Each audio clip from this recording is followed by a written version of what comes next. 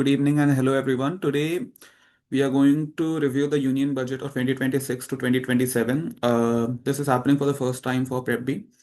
The budget had sort of mixed opinions from a lot of people. People like Ashneer Grover said that the budget essentially wasted the time. He said he made a tongue-in-cheek comment saying that the budget wasted the time of those who were viewing it. But if you were to take a look at the budget at a deeper level, you will find that there are a few changes that the government has done, and it's not like the changes have been sudden. The changes have been, let's say, going on for a while, and it is sort of a consolidation in the direction of that change. There are things about the increase in securities taxes in the sales of securities, the STT tax increase. Apart from this, there are mining corridors, high-speed rail corridors. The capex has increased. They have tried to increase the capex compared to the revenue expenditure. Now we will also discover what the difference between capital expenditure and revenue expenditure is. So let's get down to it. Mm, Today is the 1st of February, and if we were to take a look at the table of contents, you can simply see it on the screen, but the focus that I have kept here is that first we are going to take a look at the macroeconomic concepts, then we will take a look somewhat at the microeconomic level, for example, the taxes. We will also take a look at the global context, and finally, this is all we are doing this for is because of the GDPI process that we are going to sit into. We are going to take a look at how we are going to present the opinions that we have garnered from this budget in the GDPI presentations. So, if we were to take a look at it and take a bird's eye view, the budget in itself has been sort of a pivot, but we always know what the government is trying to do. The Indian economy in itself is a demand-based economy where the economy is driven by demand. Demand is at the rural level, at the urban level, and while that demand is being fulfilled, the multiplier effect of the various stages in that value chain is contributing to the growth of the economy. It is different from a supply side economy where the production itself finds different markets, like China finds different markets, and that boosts the economy. But the government is trying to change this. This time we are focusing on long-term capacity building. For example, as we will see in the presentation, that the emphasis on subsidies has gone down a little bit. The subsidies were not that much talked about, and the increase hasn't been that much too. There were some shortcomings too, but the flow will be that there has been an increase in capital expenditure, that is capex. The core strategy again was capex-led consolidation. You can see the financial metrics on the screen, but the main thing was also that we are trying to reduce the debt to GDP ratio with the case being that debt is an increasing problem for the developing and the developed world. Okay, the real GDP growth is some assumed or let's say projected to be around 6.8 to 7.2%. The nominal GDP growth will be around 10% to 10.5%, and the CPI inflation will be around 3.5 to 4%. But we were to take a look at FY26's performance, that was the past performance, the real GDP growth was 7.4%, nominal GDP growth was 8%, and CPI inflation was around 1.7 to 2%, which was lower compared to what it was expected and what was expected out of India. You can see it in a graph that the budget estimate shows that the growth will be greater. But it's just again an estimate. Now you might be thinking that why is it that the text is not aligning with it? Because the FY26 performance is a real data, whereas FY27 projection is a projection. The thing that you are seeing in a graph is FY26's estimate.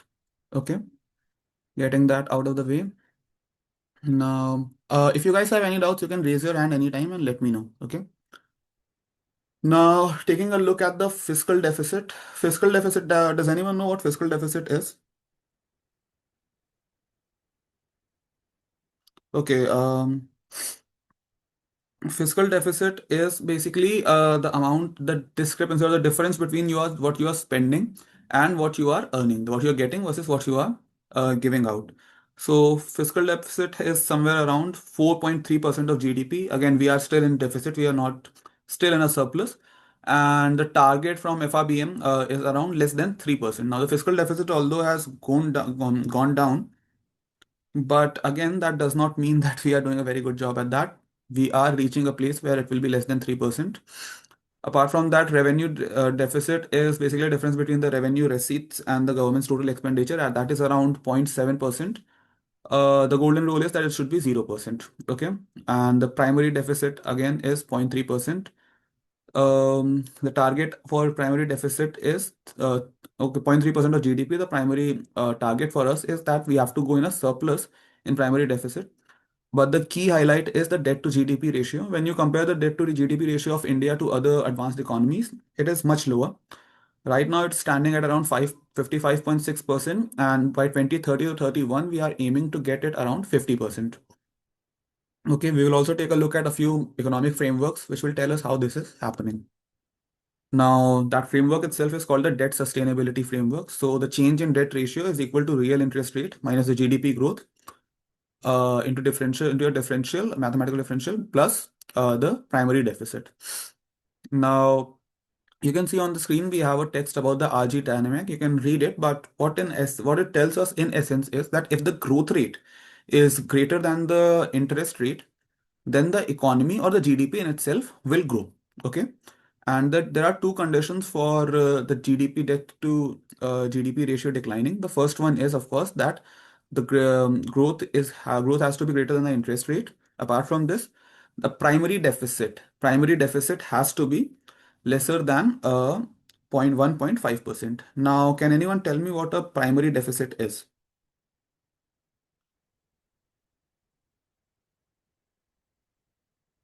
Anyone? It is the fiscal Fiscal. deficit minus the payments that you have to do, right? Like the immediate payments that you have to do. Okay, very good. So it's the fiscal deficit minus the interest payments for the previous borrowings. Very good awareness about this. So it has to be less than 1.5%. Now, our primary deficit, as we saw earlier, was 0.3%, which was well within the limit. So if this trend continues, then we are, of course, going to reach 50% debt to equity ratio by 2030, 31. But again, that is still speculation. This is the direction that the government is trying to go into. Okay, any doubts, anyone? Okay, let me check the comment section once. Okay, good. So now coming back.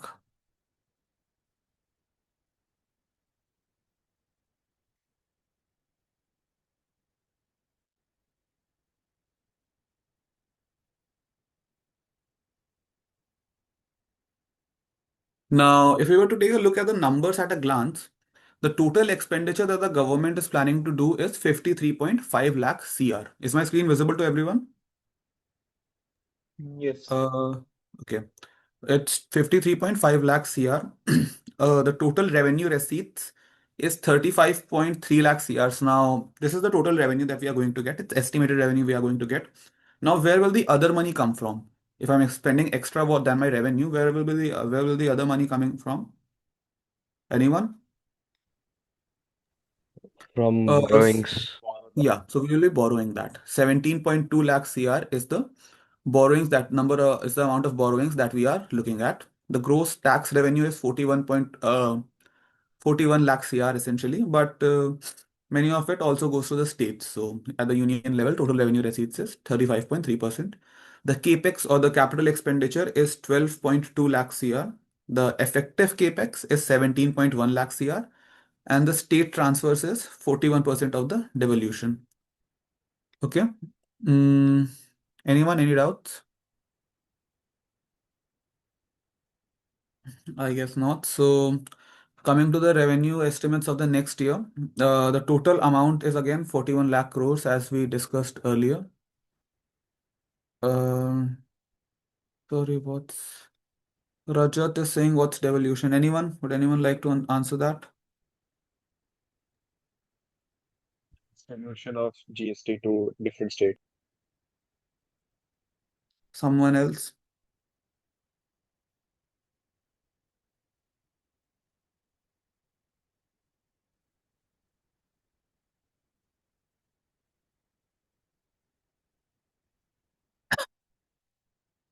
So, in essence, what happens is devolution is not only about the funds, it's a general term about funds, power, everything. In this context, it's of course about the 41% of the things that are coming to the government are going to the states, whereas the next rest of the 59% will be used by the central government itself. Okay.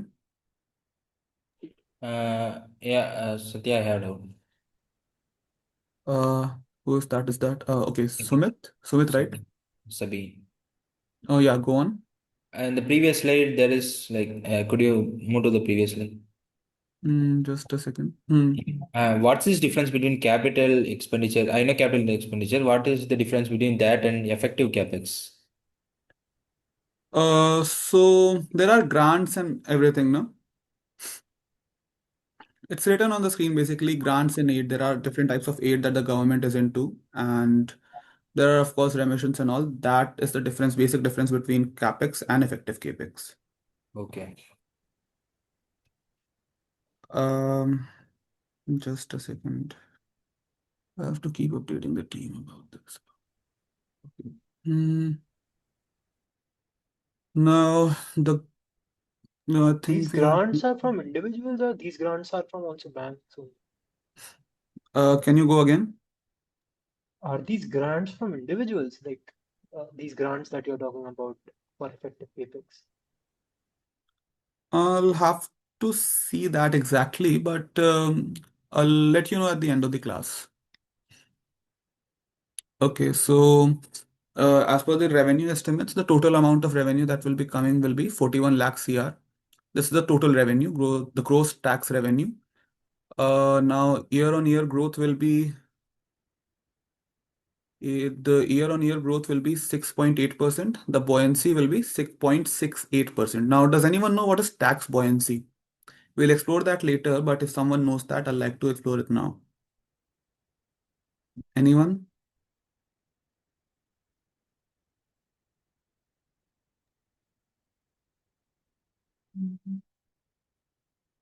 Guys, you'll have to be attentive. If you don't know, you don't know. That's not an issue.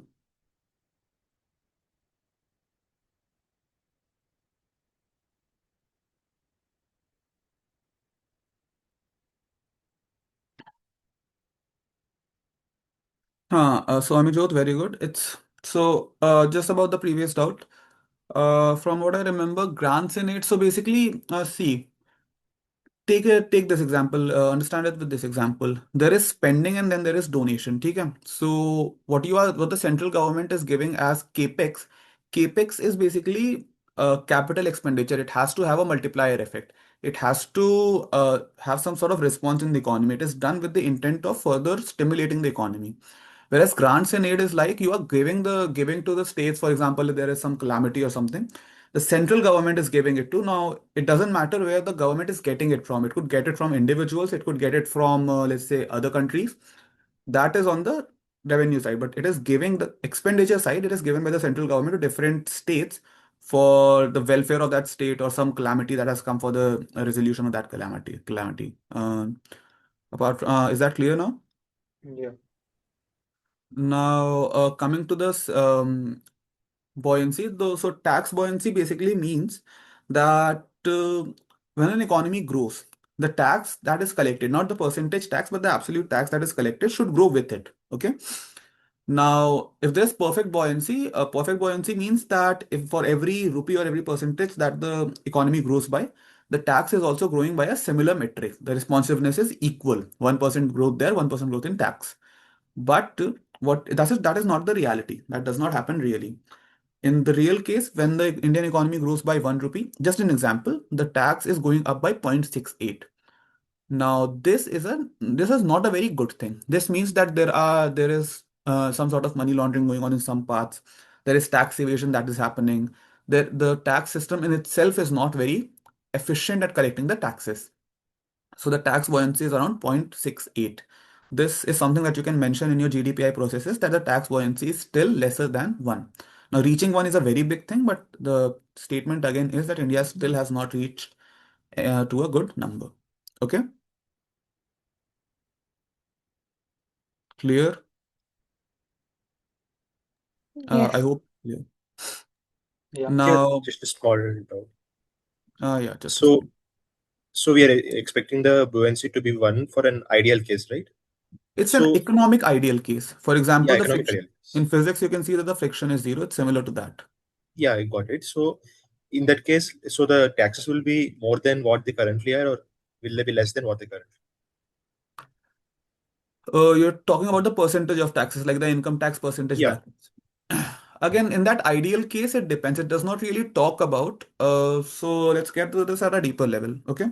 In that ideal case, the concept in itself is just that if the economy grows by 1,000, let's say by 10%, the tax will grow by 10%. The buoyancy concept will not talk about where that tax is coming from. Okay. It might be that you are taxing the rich in that system or even taxing the poor in that system. The buoyancy system will only tell you that if the economy grows by 10%, how much percentage is the taxes growing by? Is that clear? Yeah, got it. Now, coming back to the presentation. Now, segment growth, GST collections have risen by 7.6%. They are expected to grow by 7.6%. Income tax collections 6.3%. Corporate tax by 6.3%.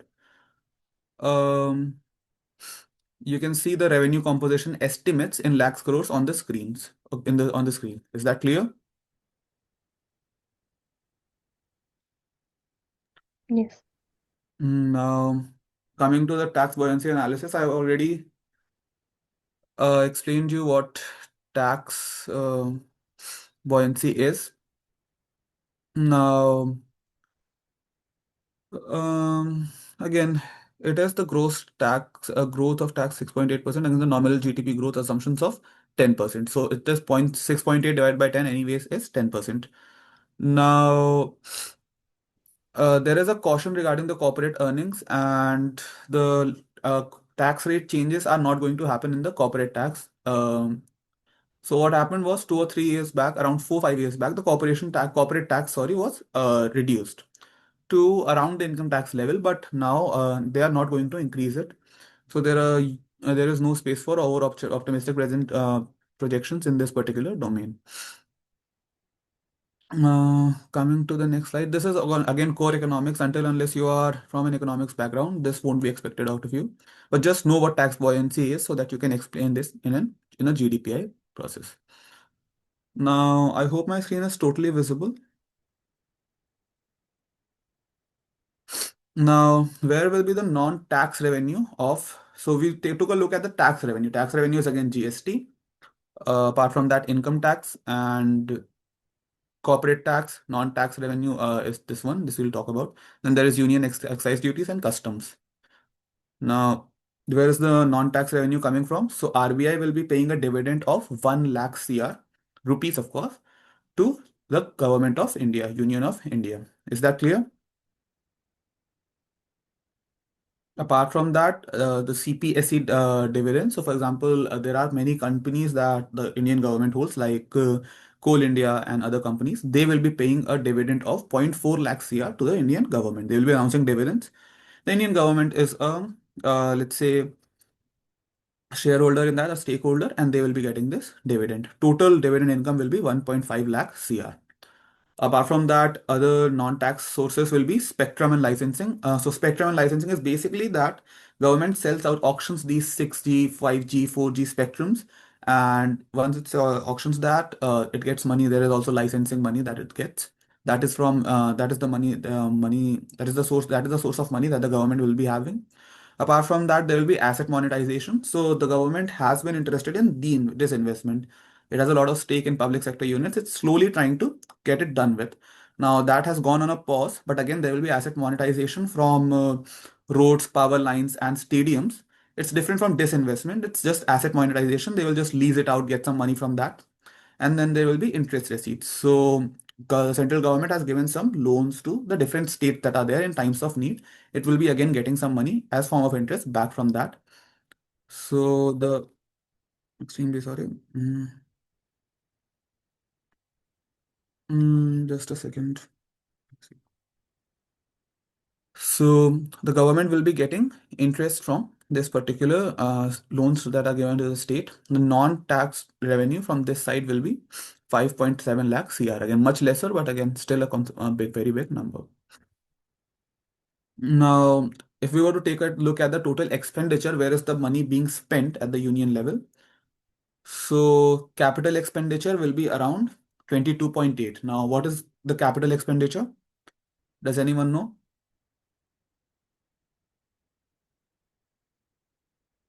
Okay, so I'll let you know. Yeah, go on. Spending on infrastructures. Yeah, good. So capital expenditure will be around 12.2 lakhs here. That is 22% of the total expenditure. That is 53.5 lakh crores. Total budget is again that. The interest payments will again be 12 lakhs here. Major subsidies 3.6 lakhs, 6 lakh crores. Salaries and pensions 3.5 lakh crores. And other revenue expenses will be around 22 lakh crores. You can see that on a percentage basis on the screen. Where is the major amount of money going? Major amount of money goes to, of course, you can't count others, so it goes to the capital expenditure. Now, does anyone know the difference between capital expenditure and revenue expenditure? Anyone? I just gave you a slight hint to that. Revenue expenditure is the day-to-day expenses of the government, like It's You short have to term put versus it. long term, right? Revenue Yeah. expenditure is like spending in subsidies, providing grants to the institutions. Okay. Does anyone know what a multiplier effect is? Yeah, like if we spend money in infrastructure, it wouldn't pay in a like it's not a single Good. profit. It like gives profit to the year coming ahead.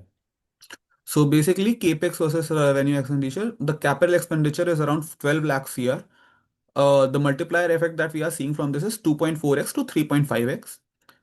And the revenue expenditure is going to be not having that much multiplier effect. It's less than 1%, but these are obligations that you have to do.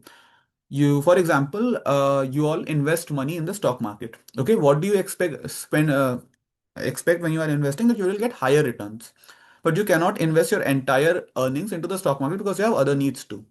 So 9% growth has been seen in capital expenditure. This is again long-term thinking that the multiplier effect will further enrich the Indian economy, and the subsidies and other grants take a share of salaries, pensions. These take a share of 43%. Again, that is 77% of the total expenditure. Is that clear? Now, the key highlight is that infrastructure push has been seen again. The government is big on infra. 6 lakh crores will go to infra. 6 lakh crores is again the national for the security of the country. It is again one of the top priorities around the infrastructure number only. But the key down, let's say, uh, lack of this budget was that again we saw that education and health were again limited to 2.6% and 2%, which was again modest compared to infrastructure and national security. And there have been flags raised about the jobless growth of India. So you need education to increase the working population's ability to work in different diverse sectors of the world where they require immense training. Education and health again have taken a hit, but again, that is the different from the priority of the government right now. Infrastructure has a greater multiplier effect in the medium to long term. You can again see on the screen what the percentage as part of the budget of the total expenditure is is given to each and every sector that we can see on the screen. Now, there is another strategic pillar of the government that is manufacturing and deep technology. So, semiconductors has have seen a push in this. There have been, of course, apart from this for technology, there has been seen that any company that will be opening data centers in India will get a tax holiday till 2047. Electronic components for supporting this particular ecosystem and the China plus one global strategy, 40,000 crores has been, let's say, given. Now, what is China plus one strategy? China plus one strategy is that China is right now almost leading the chip making game apart from Taiwan and all, but China is unavoidable. India is trying to become the China plus one. That China will be the main party, at least in the midterm, but India will rise as a significant player in that regard, where it can either help China in producing things so that it learns and absorbs the technology and in the long term replaces China. Apart from this, India's pharmaceutical sector is also growing. 10,000 crores have been pledged for support of this particular for the support of this particular sector. Now, there are three dedicated chemical parks that are decided in this budget. Apart from this, there has been a container manufacturing. Can someone please remember capex and revenue? Okay, just a second. I'll go back and solve it out. So, if you take a look at this, capital expenditure has things like making of roads, making of railways, things like this, okay? Whereas revenue expenditure has interest payments. You took a 3 lakh crore loan, just an example, 5 years back. Now the every year you have to pay an EMI, just simplifying it, pay an EMI of some number that goes in the interest payment. Apart from this, there are subsidies that are given to farmers, to people who are in need of money for setting up a new business. Again, that comes under revenue expenditure. Then there is salary, and there is other revenue expenses. These things come majorly under revenue expenses, revenue expenditure, and the capital expenditure is again more about let's say infrastructure, roads, railways, airports. So in this slide, I saw national security is mentioned 5.5 something, the next one. Hmm. So Hmm. does it fall under capital expenditure or revenue expenditure? Majorly under revenue expenditure. So capital Now, expenditure is just infrastructure on whole. let's say broadly speaking, that is the case, yeah. Oh, well, thank you. Now,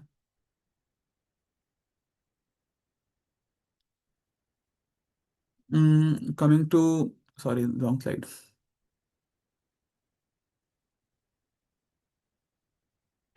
Yeah, container manufacturing. So I think you guys might have heard the news that there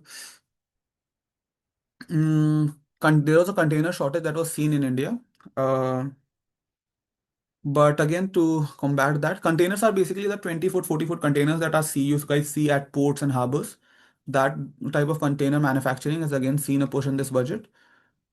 And there are 200 legacy industrial sectors. So the government is again trying to revitalize that. But again, this is not a highlight of the budget. Things like these happen in each and every budget. Now, coming to the supply chain sovereignty that the government is trying to focus on.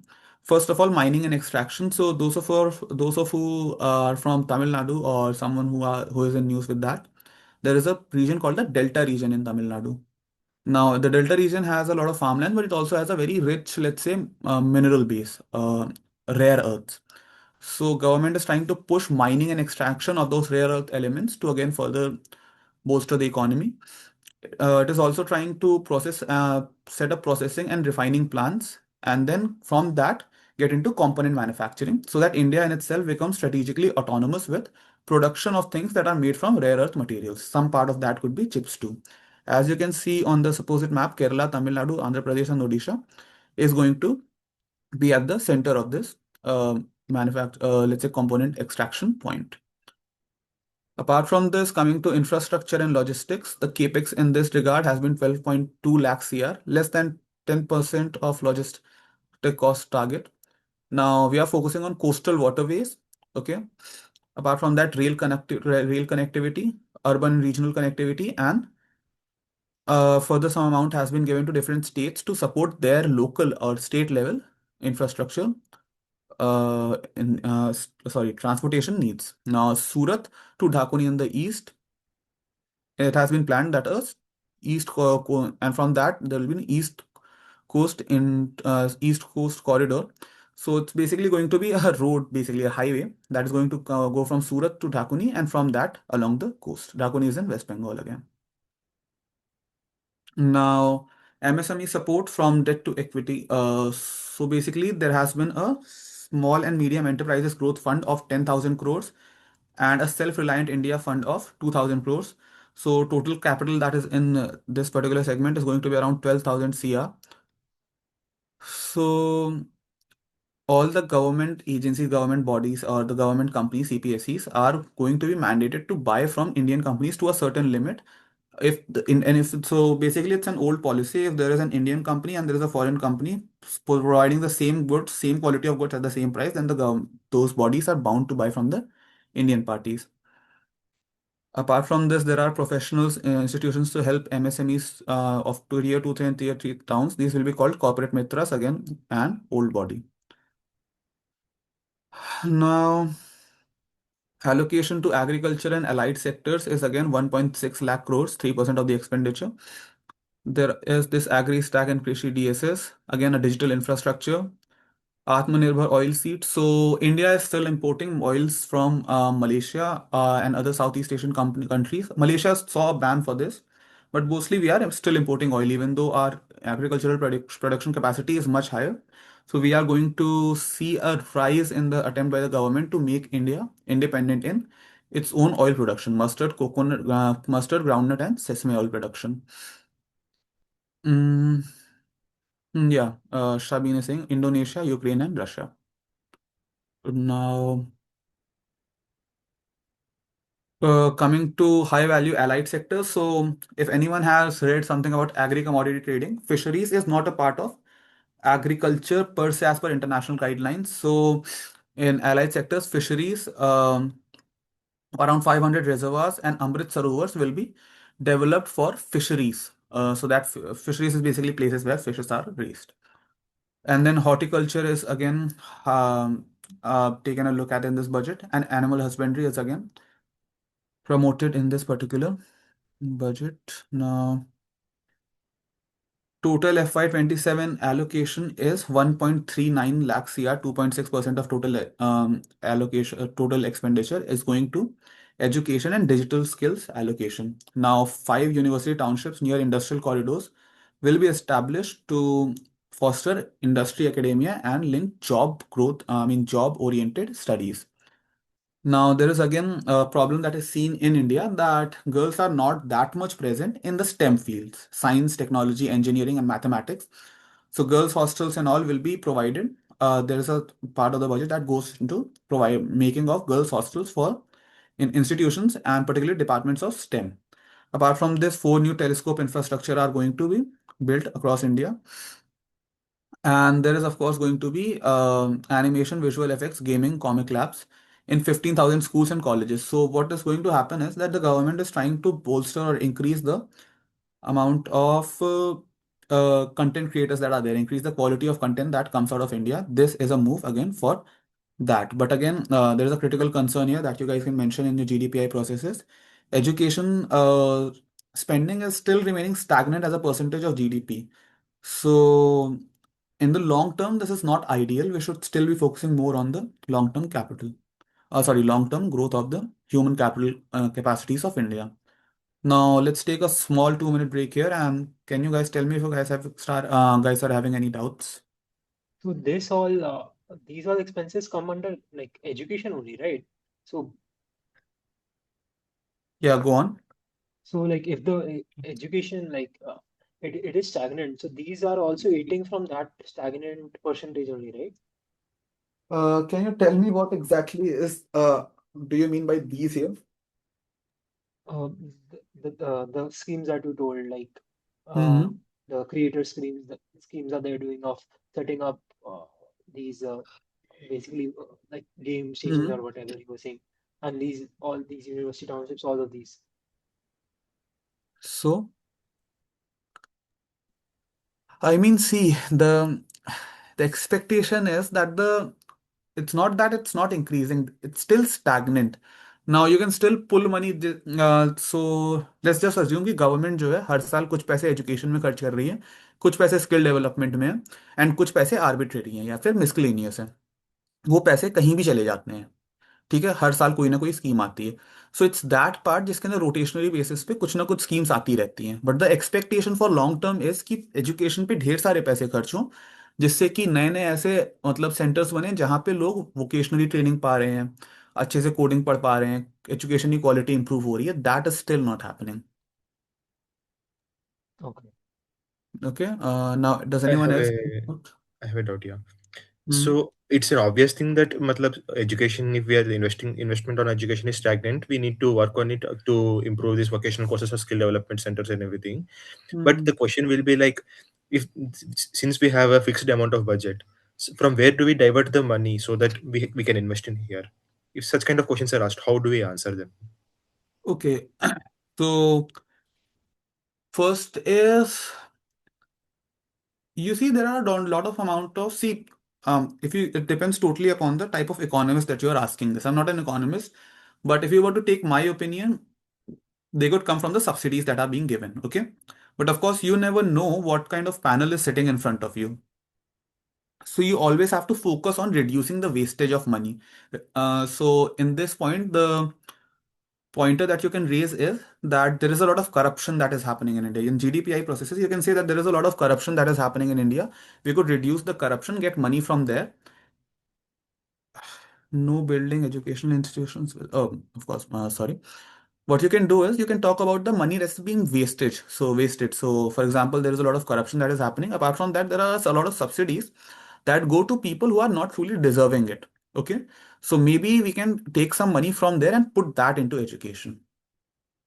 Okay, so can I answer like instead of providing excessive freebies or something of such kind, so I Hmm. would divert that money into this. In that case, wouldn't there be any cross questioning? Like if you're taking off freebies from people, you might lose a vote bank or questions on that line. Yeah, freebies is political, no? I mean, that is again a debate. See, usually I'm totally on your side. But again, the language could be a bit softer. You could not directly say that freebies nahi deni chahiye, Okay. something like that. But you should bring a bit of nuance into that, and you should say that many other times it is seen that it's freebies, or sorry, subsidies are reaching people who don't really deserve it. Maybe we can take some portion from that. Plus, there is a lot of corruption that happens in India. Cite a few reports that this report states that this much amount of money is wasted in Indian corruption. Maybe we can get that money and put that into education. Apart from this, what you can talk to them about is that there is, of course, a model infrastructure that the government is spending some money and it is taking some, let's say, loans. Apart from this, it is also inviting private players to come into this segment. They will build the highway and they will get all the toll collections from that particular highway. So maybe we could take a look at something like this in education, where there are private parties, stakeholders in the case of education. Is that clear? Now, wouldn't there be questioning like privatization of education? Wouldn't it harm the education in the country or something on that line? Education is already private. I mean, it's Yeah, semi-private. but if we are like fully allowing the license to get in the hands of the private players, then Mm. You can always increase it. No? So, for example, right now incubators are mostly by the government. Okay. So maybe we can have a private sector incubator or accelerator where the private players are there. They are there and helping the startups that are coming up, and in exchange, they are getting a stake in the startup that is formulated in that particular incubator. okay. Is that clear? So if you go by this, if you go with a little bit of nuance, even they will understand. They're not there to debate with you. They're just mostly trying to understand your point of view, and they're trying to see whether you have some depth or not. And don't be afraid of cross questions. They are natural. And Yeah. not being able to answer is a good thing. Matlab, it's a normal thing. If you answer, then it's a brownie point. But if you don't answer and if you politely say "Sir, that I don't know the answer, that's a totally normal thing. Yeah, okay, sure. Thank you. Any other doubts?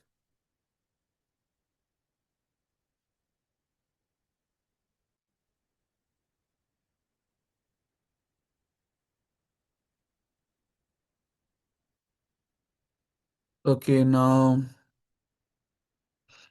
coming to the initiatives in health, 1.5 lakh CRs are, oops. Coming to health, 1.5 lakh CR is spent in health. So first of all, we can take a look at mental health focus. Mental health has been a increasing trend, or it has been an increasing problem. The problem of mental health has found increasing awareness in the Indian psyche and in the Indian landscape.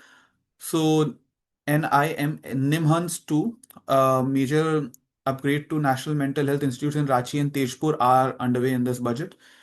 Emergency and trauma care centers in district hospitals are again going to be made. Now, first of all, let's take a look at workforce development. So that basically means nurses and doctors and multi-skilled caregivers will be trained. Apart from this, the main key thing is medical value tourism. So what is medical tourism? Does anyone know? Yeah, the people from abroad come for the better Yeah. value medical care to India. So, five medical value tourism hubs under the purchasing power parity model. will be open to increase the value that the foreigners are getting out of our health system. Okay. Now what? Now let's take a look at the talk of the town. That is increase in taxes. So does anyone know what is STT? Just a point, like before we jump into this. Hmm. So in this case of medical tourism, like how is it benefiting our nation? Like what we see is the others are getting benefit, right? So how do ours benefit? They spend money here, so we get the benefit. So I think Sabine has answered your question. Apart from this, going it by the PPP model means that so an American person, of course, has a higher purchasing power than someone living in Sudan or Pakistan. Is that that is clear, right? So that in itself is indicative of the fact that the amount of money we could charge from an American is much higher than the amount of money that we can charge from a Pakistani. Yeah. But this does not delve more into that. It's more like that someone is from America is coming. He should feel satisfied that he came to India and got his, let's say, operation or whatever surgery done in India at a lesser price than what he would have paid in the US, but still higher than some third world country. Okay. So that is So the value that they're getting. if I have to give example and explain, can I like link it along the lines of hair transplant in Turkey or something on those lines? Of course, you can. Okay, so it is more like that. Okay, got it. The better example would be, see, a lot of people from Pakistan used to come for this because Pakistani hospitals are not that great as Indian hospitals, and for them to go to America is much costlier than coming to India. But of course, you can also do that Turkey wala thing. That's good. Yeah, okay, thank you.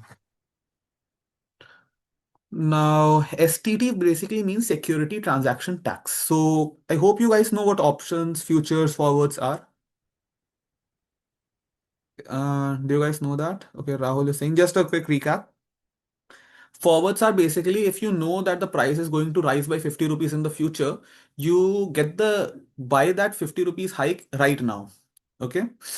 So that when that price go, you buy that stock in the future right now. Futures are basically just forwards in the stock market.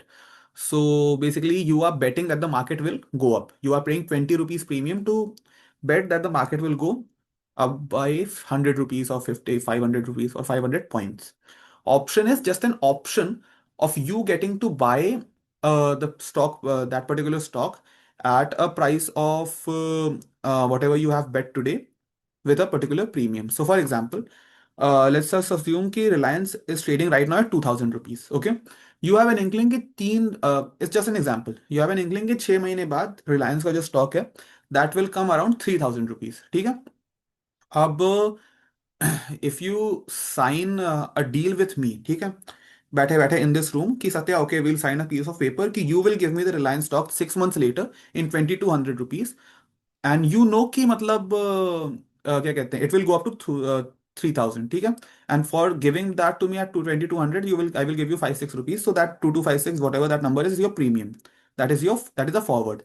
Now when you do that in the Indian stock market, where a lot of people can do that and it's anonymized, that again is future is a formal version of a forward.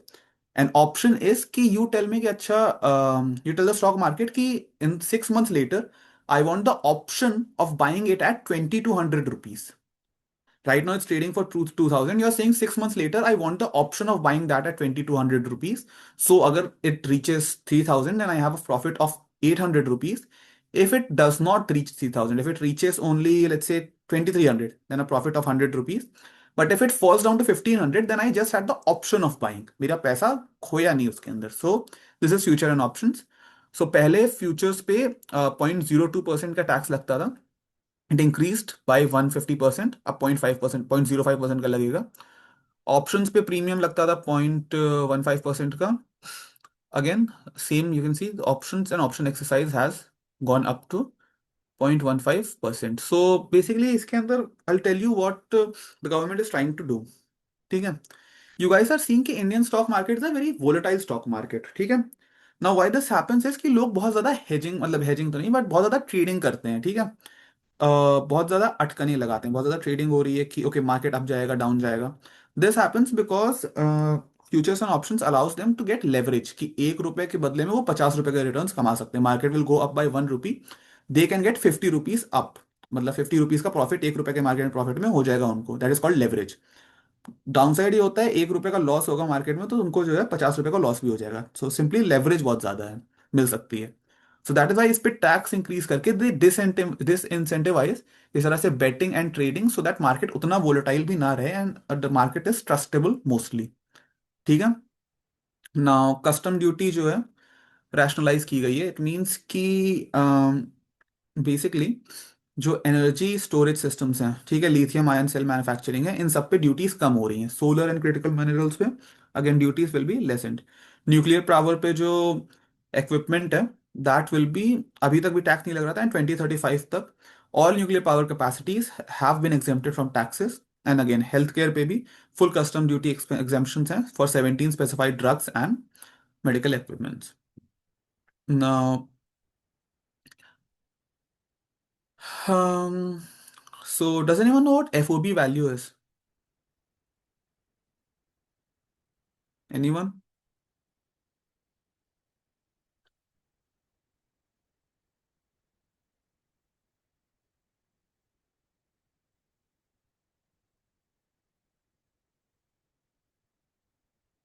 I think किसी को नहीं पता। सो हाँ, FOB पता होना वैसे भी it's not an easy thing, because FOB is a term, it's called free on board, it's an Incoterm, it's use mostly in trade colleges, IIFT, MDI का IB, SIIB, यहाँ पे आप लोग इसके बारे में पढ़ते हो। So FOB value is basically when you are loading something on that particular ship, ship का जो बोर्ड है उस पर लोड करते समय उस प्रोडक्ट की वैल्यू कितनी रहती है। इसके अंदर वहां तक पहुंचाने के टैक्सेस या फिर वहां पर जाने के टैक्सेस या फिर उस बोर्ड को मतलब सी जो ट्रैवल है उसकी कॉस्ट नहीं होती, just the value of the product when it reaches that board that ship. ठीक है। So India is trying to export sea food या फिर सी फूड को मतलब सेक्टर को बढ़ाने की कोशिश कर रही है। सो जो बेसिकली हमारे पास जो उसके लिए इंपोर्ट करने होते हैं कुछ इक्विपमेंट्स होते हैं, दैट हैज अ कैप, क्योंकि 1% इतना जो उसका कोटा रहता है कि 1% तक टैक्स फ्री रहेगा, it has increase to 3%। So export facilitation में यू कैन से सिंपली कि सर सी फूड को काफी ज्यादा बढ़ावा मिला है, और the sea food processing industry has seen some let's say focus by the government to increase that particular sector's share of exports. Now, This is what is an connected with export? last year as well, right? Like last Yeah, year so it's also just fish oils were yeah, it's just a banned, right? continuation of that particular policy. This is not nothing new. Okay. Apart from this, timeline extension. So basically, again, timeline extension is not something कि ज़्यादा लोगों को पता होता है. But just understand कि there is something called advance authorization, कि मैंने आज ही अपनी फैक्ट्री सेटअप की है और मेरी गवर्नमेंट से बात हो चुकी है, मुझे टैक्स नहीं देना पड़ेगा एक्सपोर्ट पे। And then there is duty drawback, की मतलब टैक्स तो लग गया है, बट क्योंकि कोई स्कीम ऐसी चल रही थी जिसके अंडर क्या कहते हैं उसको, जिसके अंडर मुझे पैसे नहीं पे करने थे या फिर ड्यूटी नहीं पे करनी थी, so I get that money back later. So this is timeline extension basically. So simply speaking ये उसका उल्टा कॉन्सेप्ट है कि basically you just have to pay taxes on things that you imported for manufacturing of leather textiles and footwear. 6 month से वो 1 year हो गया है। सो द की मतलब point being that the footwear industry, leather and textile industry are seeing a focus from the government. So we can increase exports in that. Now, again, direct taxes में if you guys see, uh,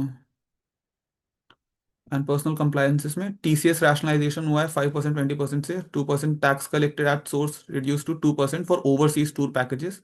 So basically 5% और 20% tax slab में था पहले वो, अब वो 2% हो चुका है। एंड कंप्लायंस पे थोड़ा सा काम हुआ है। Again this is not that relevant, but again anyone who has a taxation वाला या सीए वाला background please go through this.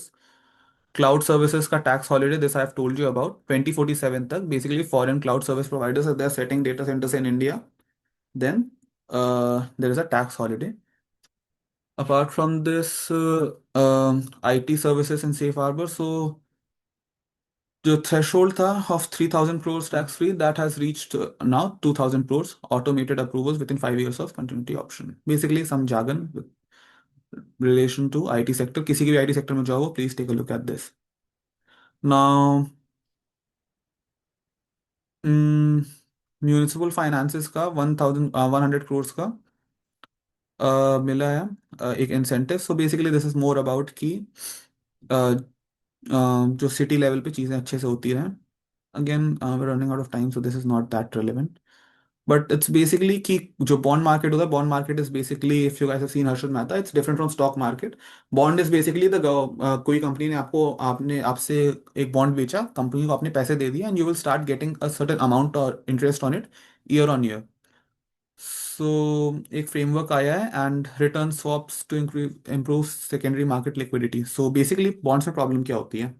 I have a Reliance का बॉन्ड, इट्स कॉस्ट इज 4,000 रुपीज, ठीक है.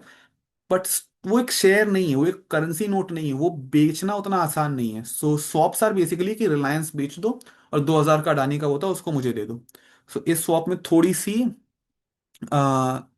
ईज लाने की कोशिश की गई है. The key undertone is in this is कि द गवर्नमेंट इज ट्राइंग कि थोड़ा सा फाइनेंशियल लिक्विडिटी बढ़े in things that are not related to the stock market but still financial instruments. ठीक है. Now disinvestments and asset monetization. So asset monetization is basically कि जो कुछ आपके पास अभी है, brown field project, green field is totally fresh, brown field is की मतलब it's not fresh, something that you are building up upon. उसके अंदर इट इज कि basically there are roads, power lines and other stadiums, उनको ये लोग lease कर देंगे. So you are a private player, I have a road, you will operate this you will operate this and collect taxes on this, collect revenue, I mean sorry, toll taxes on this. In exchange for that you will give me a fixed amount of money. तो मुझे उसको operate नहीं करना पड़ेगा. जैसे कि railway station को आपको पता होगा एक समय मोनेटाइज किया गया था. Okay, something similar to that. तो अब वो डिसइन्वेस्टमेंट नहीं हो रहा, कंपनी गवर्नमेंट अपना शेयर नहीं बेच रही है किसी भी कंपनी में in a major way, it's just monetizing it. ठीक है. Again the target for that is coming around to be 80,000 CR.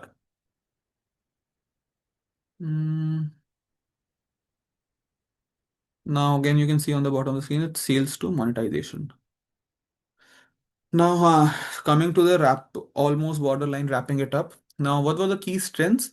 4.3% fiscal deficit pay. You can see that the macroeconomic stability is there and there is a credible path for 50% debt to equity ratio. You still remember that formula कि 1.5% से कम का हमारा deficit ratio है, and we have a growing economy, r is greater than growth rate of economy is greater than the interest rate. So basically we are on a way to achieve 50% debt to equity ratio. Supply chain resilience के लिए we are trying to extract minerals a and open new corridors b. ठीक है. China का 88% date है, US का 120% debt है. We are much safer than that कि हमारा डेट जो है बस 50% ऑफ जीडीपी है. ठीक है. जो हमारे मल्टीप्लायर हायर मल्टीप्लायर इंडेक्स वाली जो कैपिटल एक्सपेंडिचर है उसमें हमारा ज़्यादा शेयर गया है. सो फॉर एग्जाम्पल जो 3x मल्टीप्लायर इफेक्ट है उसमें इस बार हमने थोड़ी ज़्यादा बढ़त देखी है, थोड़ी ज़्यादा इंक्रीज देखी है. इक्विटी सपोर्ट दिया गया है एमएसएमई को, एंड केपेक्स बढ़ रहा है हमारा, increasing investment in capex again. ठीक है. Now coming to the weaknesses, now it's more less about data and more about presentation. ठीक है. नाउ द वीकनेस इज कि हमने मनरेगा पे उतना काम नहीं किया है. ठीक है. मनरेगा को उतना मेंशन नहीं हुआ है. सो डिमांड साइड ब्लाइंडनेस है कि आप चीजें बना तो रहे हो. India is a demand led economy. Now this does not mean I believe all this. अब एक जीडी स्टार्ट हो गया बजट के ऊपर, you are a pro budget person, ठीक है. बट अब जीडी में धुआंधार सब प्रो बजट चल रहा है. You need something to stand different by, so then you have to bring balance. For that you have to learn things जो कि थोड़ी नेगेटिव उसमें मतलब जाती है लाइट में. ठीक है. सो डिमांड साइड ब्लाइंडनेस की जो कंजम्पशन है वो इंडिया में थोड़ा कम हो रहा है. सो उसको बढ़ाने के लिए कुछ नहीं किया, मनरेगा पे उतना फोकस नहीं हुआ है. रेवेन्यू ऑप्टिमिज्म है क्योंकि ग्लोबल स्लो डाउन है, अभी कभी भी ईरान वॉर हो सकती है पता है, या फिर कभी भी वेनेजुएला में कुछ धमाके हो सकते हैं, कुछ भी कहीं भी हो सकता है. सो रेवेन्यू को लिए काफ़ी ऑप्टिमिस्टिक है हमारी गवर्नमेंट इस बार.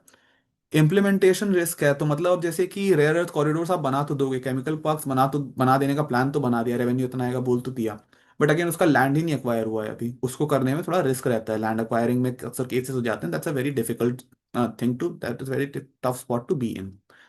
Apart from this human capital deficit है, उसके अंदर भी हमारा 2% हेल्थ और 2.6% एजुकेशन है. ये still as a percent of GDP is still very stagnant.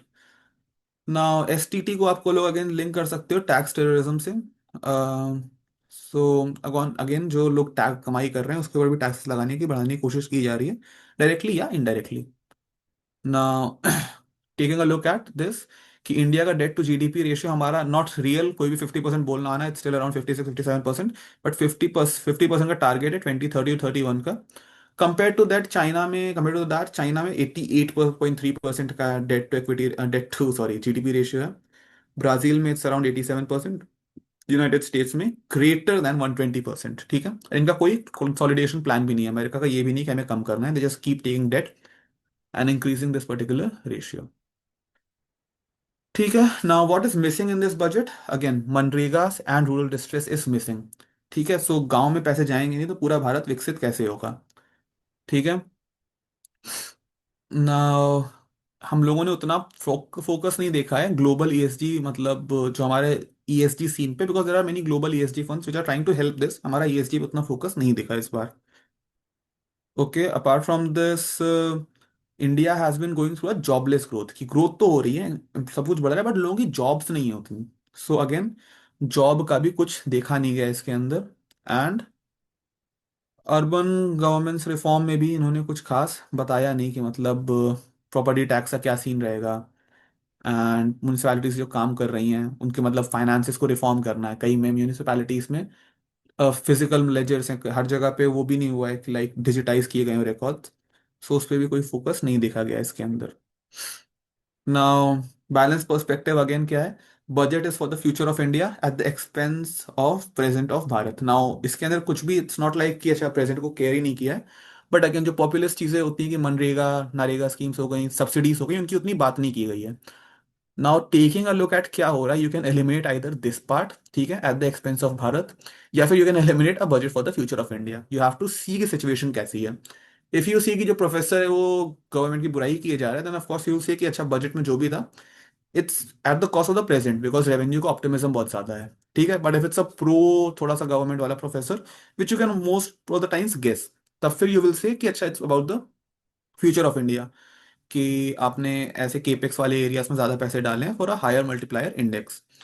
But if you don't know what the professor is about then you'll have to go through a mixed मतलब opinion वाला thing, कि ऐसा positives भी हैं negatives भी हैं। ठीक है, there is future potential, there is consumption पे थोड़ी बेट ली गई, कंजम्पशन बढ़ता रहेगा even though we haven't done anything for that.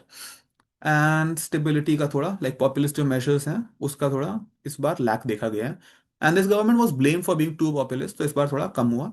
Now as you can see on the screen, you can see कि there is a simple guide कि defend कैसे करना है एंड बुराई कैसे करनी है और क्रिटिक कैसे करना है। सो डिफेंस में देर आर 4 पॉइंट्स कि we are trying to get solvency dependence, basically कि टैक्स वो sorry debt to GDP ratio कम हो रहा है।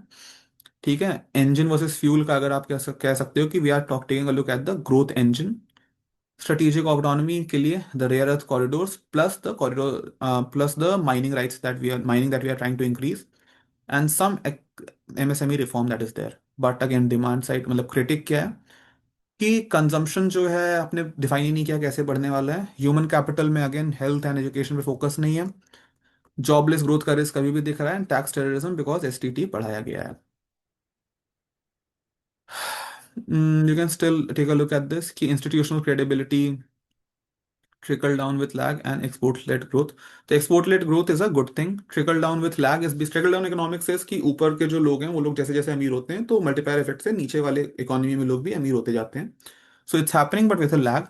And but don't use trickle down economics exactly in an interview because it's a very charged term. Try to avoid that, but just understand what trickle down economics is. And जो भी government की अपनी direction थी they are going to continue on that, so there is some credibility government क्या करने वाली है। Now structural risk is again कि मिडिल मिडिल क्लास इस बार भी पैसा है एंड एम्प्लॉयमेंट जनरेशन नहीं हो रहा है। ठीक है, now there are some financial metrics, इसका आप लोग एक स्क्रीनशॉट ले लेना and whenever you are going in, मैंने कई सारे नंबर्स बताए थे, दीज आर रफ नंबर्स। अब वो 10,000 करोड़ है, मे बी 100, मे बी कहीं पे थोड़ा सा ज्यादा हो जाए, but again these are estimates कितना खर्च करना है। सो रफली इट्स वेरी मतलब हाईली एक्यूरेट नंबर, ये आप लोग अपने इंटरव्यू में मेंशन कर सकते हो। ठीक है, 41 लाख सीआर का रेवेन्यू आ रहा है, non tax revenue 5 lakh CR का होने वाला है, आरबीआई का डिविडेंड आने वाला है। पीडीएफ एंड टेलीग्राम दैट तो प्रेबी team will do. Now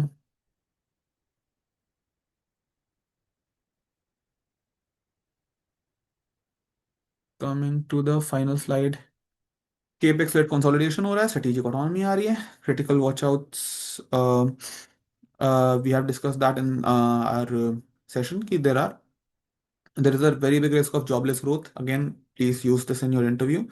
And GDPI के अंदर आपको ज़रूरत क्या होती है? कॉन्फिडेंस की. Now, any particular questions that I would like to answer up?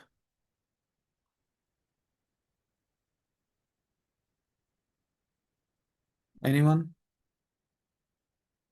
What if they ask, what should we do to combat this jobless growth? What can we say? सो देखो यार, जॉबलेस ग्रोथ जो होती है ना, उसको avoid करने के लिए the government is doing one good thing कि ये बिजनेसेस को ना लोन देती है. ठीक है. Giving loan to a person means कि आपने एक बंदे को लोन दे दिया, वो अपना कंजम्पशन करेगा. बट अगर एक आप बिजनेस को लोन दे रहे हो, व्हाट दैट मीन्स इज कि उस बिजनेस में जितने भी लोग एम्प्लॉयड रहेंगे उन सबको हेल्प मिलने वाली है उसके साथ. ठीक है. So it's more along the lines of that कि सबसे पहले तो बिजनेसेस को बढ़ावा दो, ईज ऑफ डूइंग बिजनेस बढ़ाओ, so that there are more and more businesses, जिससे कि ग्रोथ मिलेगी. द रॉन्ग वे इज कि सबको सरकारी नौकरी दे दो, नहीं हो पाता है.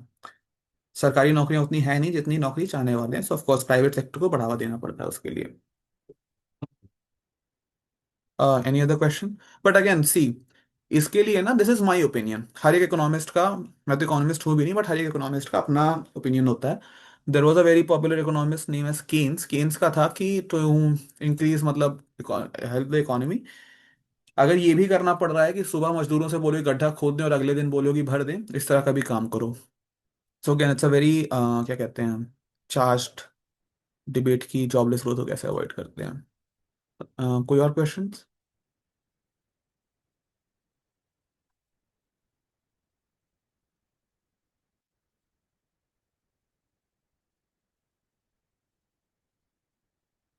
एनीवन?